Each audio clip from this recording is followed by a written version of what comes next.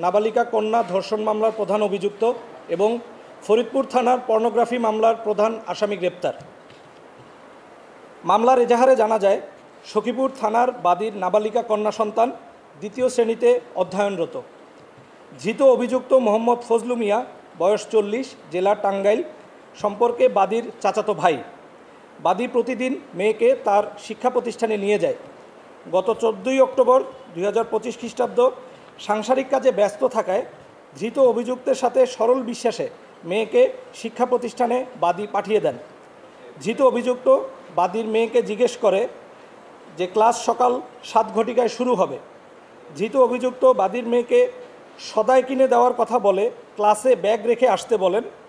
বাদীর মেয়ে নাবালিকা সরল বিশ্বাসে ক্লাসে ব্যাগ রেখে আসলে ধৃত অভিযুক্ত গজারি জঙ্গলের ভিতরে নিয়ে 14 অক্টোবর 2025 খ্রিস্টাব্দ সকাল আনুমানিক 6:45 ঘটিকায় বাদীর মেয়েকে তার ইচ্ছার বিরুদ্ধে জোরপূর্বক ধর্ষণ করে। প্রতিষ্ঠানের হুজুর বাদীকে ফোন করে তার মেয়ের অসুস্থতার কথা বললে দ্রুত বাদী প্রতিষ্ঠানে গিয়ে মেয়েকে শারীরিক ও মানসিকভাবে অসুস্থ দেখতে পেয়ে জিজ্ঞাসা করে ঘটনার বিস্তারিত জানতে পারেন। উক্ত ঘটনায় বাদী টাঙ্গাইল জেলার সখীপুর থানায় ধর্ষণ মামলা দায়ের করেন, যার মামলা নাম্বার 12, তারিখ 14 অক্টোবর 2025 খ্রিস্টাব্দ, ধারা 2000 সালের নারী ও শিশু নির্যাতন দমন আইনের 9-1। মামলা রুজু হওয়ার পরে CPC 3 র্যাব 14 টাঙ্গাইল ক্যাম্প ছায়া তদন্ত শুরু করে এবং পলাতক ধর্ষককে গ্রেপ্তার করতে তৎপর হয়। এরই ধারাবাহিকতায় CPC 3 র্যাব 14 টাঙ্গাইলের একটি চৌকস আভিযানিক দল ধৃত অভিযুক্তের বর্তমান অবস্থান তথ্য প্রযুক্তির মাধ্যমে নিশ্চিত হয়ে আজ 17 অক্টোবর 2025 খ্রিস্টাব্দ বিকাল আনুমানিক 1850 ঘটিকায় টাঙ্গাইল জেলার সখীপুর থানার নলুয়া বাজার এলাকায় অভিযান পরিচালনা করে ধর্ষণ মামলার এজাহারনামীয় প্রধান আসামি মোহাম্মদ ফজলু মিয়া, বয়স 40, জেলা টাঙ্গাইলকে গ্রেপ্তার করতে সক্ষম হয়। দ্বিতীয় ঘটনার এজাহার সূত্রে জানা যায়, 1 বছর পূর্বে ভিকটিমের সাথে ধৃত অভিযুক্ত মেহেদী হাসান মিলনের সামাজিক যোগাযোগের মাধ্যমে প্রেমের সম্পর্ক গড়ে ওঠে। তারই প্রেক্ষিতে তারা উভয়ই ইমো এবং হোয়াটসঅ্যাপের মাধ্যমে ভিডিও কলে কথাবার্তা বলার এক পর্যায়ে অভিযুক্ত কৌশলে ভিকটিমের 22 সেকেন্ডের একটি আপত্তিকর ভিডিও ধারণ করে।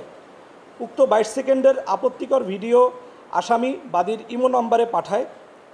ধৃত অভিযুক্ত আপত্তিকর ভিডিওটি পরিবারের লোকজনের নিকট সহ সামাজিক যোগাযোগ মাধ্যমে ছড়িয়ে দেওয়ার ভয় দেখিয়ে বিভিন্ন তারিখ ও সময়ে বিকাশ নগদে সর্বমোট 90,000 টাকা হাতিয়ে নেয়।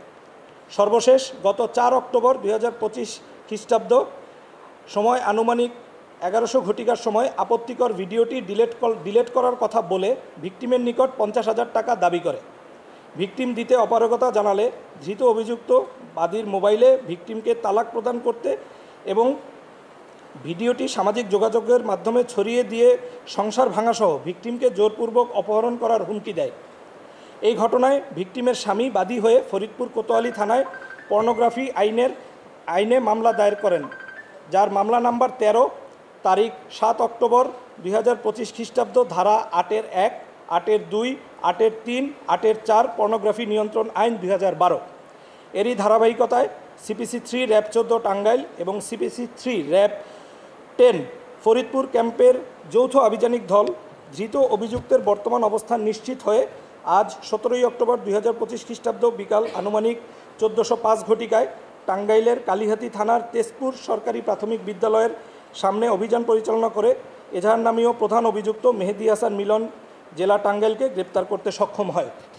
বর্তমানে সখীপুর থানার মামলার আসামি মোহাম্মদ ফজলু মিয়াকে পরবর্তী আইনানুগ ব্যবস্থা নেওয়ার জন্য সখীপুর থানায় হস্তান্তর করা হবে এবং ফরিদপুর থানার মামলার আসামি মেহেদী হাসান মিলনকে পরবর্তী কার্যক্রমের জন্য আইনানুগ ব্যবস্থা গ্রহণের জন্য ফরিদপুর থানায় হস্তান্তর করা হবে।